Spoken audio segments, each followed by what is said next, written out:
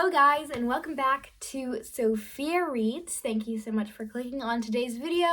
Before we get into it, make sure to like and subscribe if you are not subscribed yet. So with that said, let's jump into today's video. Alright, so like all my videos pretty much, I am going to be doing a review today. So in my last video, which I will have linked below if you want to go check that out, I reviewed a book called Exile by Loren G. Warnemuende. That book was really good. It was a part of a trilogy called Daughter of Arden. So today I'm going to be reviewing the second book of that series, but also the third book. The reason I'm doing that is because the second book, there is not a ton to actually say about it. Not a ton happened in that book, so I'm just kind of gonna briefly review that book and then jump into the third book, which was my favorite out of the trilogy. So yeah, let's get into it. Okay, so just kind of a recap because it's been a couple weeks since I posted my last video. In the first book in the trilogy, which again is called Exile by Loren G. Warnemuende, Princess Maylene, a war is coming on her country soon, so her father gives her two choices. For her safety, she can either marry someone she doesn't want to, or she can be exiled in a tower until the war is over. And this is what her father thinks is going to be wise for his daughter during the war. So obviously she chooses the tower. So the first book leaves off where Princess Maylene has gotten out of her tower. She's been in there for 3 years, I think. And the second book, which is Warndering, which I'm going to be reviewing today, that book is called Warndering, kind of starts off where Princess Maylene has just gotten out of the tower with her maidservant, and they discover their kingdom's capital of Ardenry in ruins, and they basically have no idea what happened during the span of 3 years because they were trapped in a tower.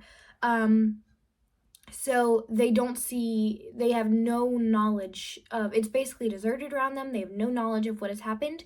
So basically the entire book of Warndering is the two are traveling across villages, cities, and countries and going across borders and just trying to gain more knowledge of what happened during that span of time, and just kind of get back on their feet, because obviously they have been trapped in a tower for 3 years and have no idea what happened to their country. So I think that kind of covers the whole second book. They encounter challenges and make friends, enemies as well. So that's kind of it. I feel like, so the first book was good, but this book, the second book, was really kind of one tone. There wasn't a ton of action. It was just kind of there wasn't a ton of action. So I would still say to read the series because it's good. But the second book is definitely not my favorite. It was kind of just very meh. There wasn't a ton to get from it. But I would still recommend the series by all means. So that is kind of the second book. They're basically literally wandering, as the title includes. So third book, which I do have a physical copy of this one. I didn't have of Warndering, but the cover is just as beautiful as the third book. Seriously, these covers are really pretty. They're so pretty. So, the third book, Princess Maylene, and her maidservant have been traveling, and they come to I guess one of their ally kingdoms of Draenith, and they basically, again, try and get back on their feet. They know they're safe from the enemy soldiers in Draenith. So they're able to kind of get back on their feet and kind of strategize and plan out the future. So basically, throughout this book, Princess Maylene is gaining kind of a council of loyal members of her country who have survived the war, and they're kind of again forming a council, and they kind of are planning and strategizing of how to retake their country, and how to build up strength and power.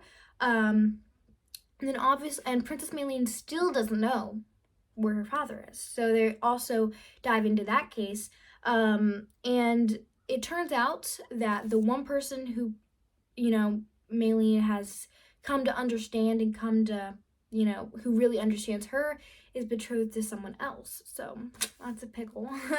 But this book was really good. The ending was phenomenal, like the best ending ever. I will say like 70% of the book was a little bit kind of like the second book, just kind of not a ton of action, but that ending makes up for it. That ending was so good. So even though the second book is a little boring, get through it because the ending of this series is amazing. I absolutely loved it. I literally could not stop reading. I stayed up too late trying to finish this book because it was so good.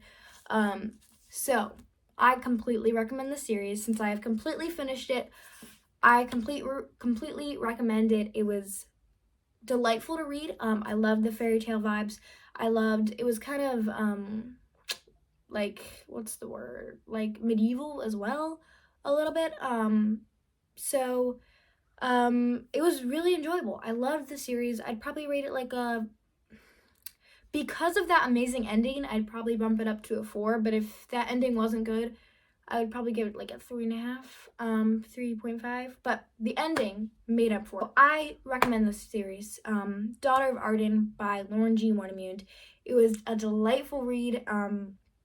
I am so excited for my next read because that series left me off on a high note. So thank you guys so much for watching. I really recommend reading this series. It was a great read. And again, make sure to like and subscribe if you're not already. And with that said, stay tuned for my next video, and I'll see you guys next time. Bye!